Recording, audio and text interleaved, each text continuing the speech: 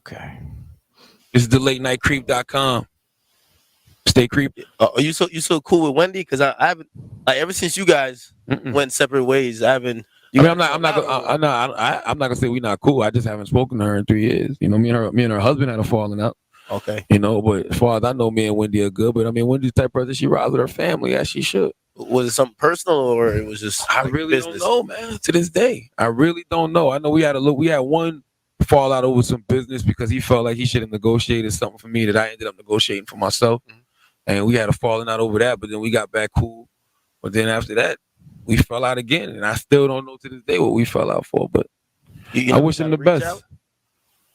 I mean, yeah, like I reach out just to tell him thank you because that's the type of person I am. I'm a very appreciative person. And I always feel like gratitude is my attitude.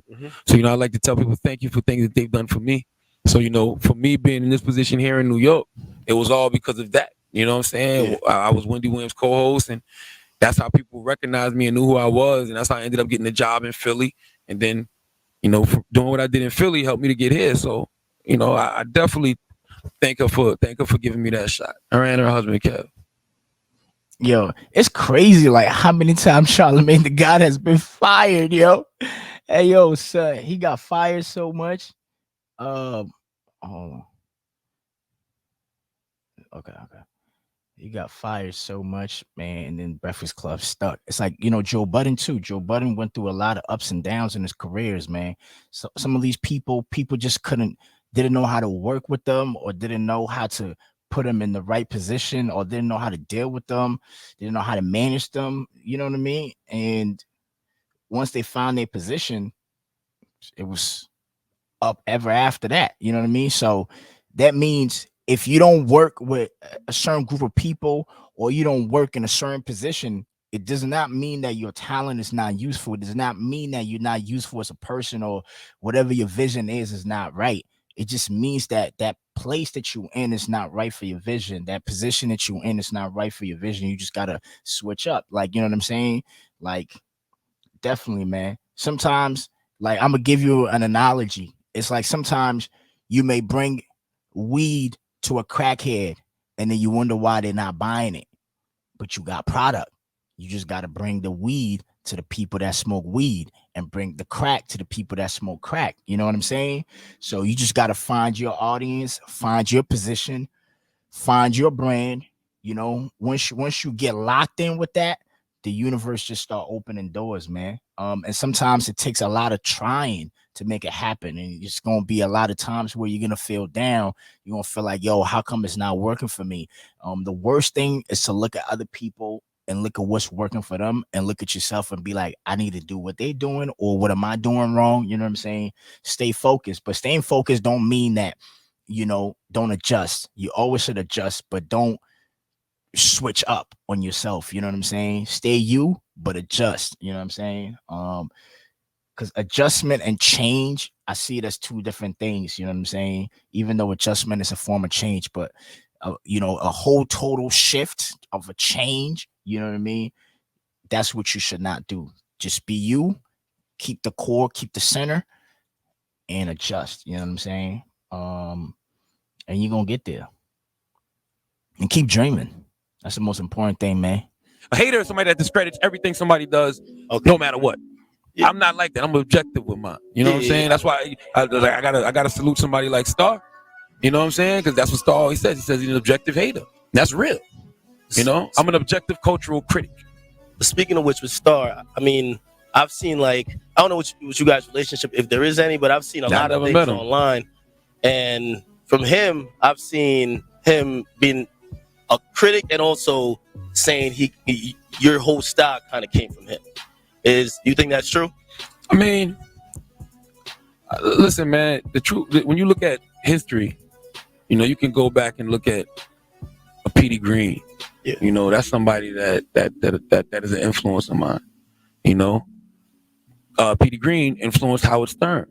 True. You know, they say Star was a black Howard Stern. They say the same thing about me. I'm a black Howard Stern. But, you know, the truth of the matter is I'm nobody. I'm Charlamagne. That's it. I'm not trying to be like nobody. I'm not I'm influenced by people. You know what I'm saying? We're all influenced by somebody. All of our styles are influenced by somebody. I mean, certain people give us the motivation to keep it moving. You know, but I don't like Star, Wendy Williams, Petey Green, Howard Stern, you know, Tom Joyner, Doug Banks, Big Boy, Rush Limbaugh, Bill O'Reilly. Like, to me, those are all influences of mine. Those are all character influences. You know what I'm saying? People that I see and they motivate me. I like what they do. I think what they do is dope. But did I get my style from Star? Nah, because what is my style? Like, I don't feel like Star has a style. I don't feel like I have a style. I don't feel like Petey Green had a style. When they say that, they mean, like, for example, being blunt with, like, for example, an artist comes in, and if you feel his product is whack or you're not feeling whatever he's doing in the streets, you're gonna tell him. A lot of people, they'll go around it. But isn't that just an honest opinion? That is an honest opinion. Isn't that the way it's supposed to be? But I think, like, I used to sit back and look at radio personalities and VJs on television and say, why aren't they asking the most obvious question? Yeah, like, this motherfucker just got caught with dope, or he just beat up a chick. Like, why are they not talking about it? Exactly. And then you grow, and when you get into the game, you realize there's publicists and stuff saying, don't ask them about this, don't ask them about that. Fuck that. I'd rather not interview you. How'd you get through that? Because, you know what I mean? I know coming up, you know what I mean? Like, once I get to an interview, I get like a bunch of questions I can't ask, a bunch of points I can't touch on. You know what? They never came at me like that because that's the way I've been from day one. My first radio interview ever was with Fabulous in Charleston, South Carolina. And it's just a real person conversation, a real man-to-man conversation. Like, those are the conversations I like to have with people. True. You know, I've always been like that. Like, that's why even now I hate when we have certain guests and like, yo, why you didn't get at that person? Why you didn't slander that person? Slander's not always necessary. True. I just want to have the real conversation. Now, when I'm having the real conversation and it gets out of hand, then I can slander you. No matter who it's ever been. Chingy. Yo, I think you're one of the wackest rappers of all time. Yeah, I'm still surprised he didn't get at you for that. But I said it I'm just having, it's a real conversation. You can respond to that any way you want to if you're a rapper. Somebody like Natalie Nunn. Yo, you mean to tell me you went to USC and you got a degree, but now you're on fucking background? You're an idiot.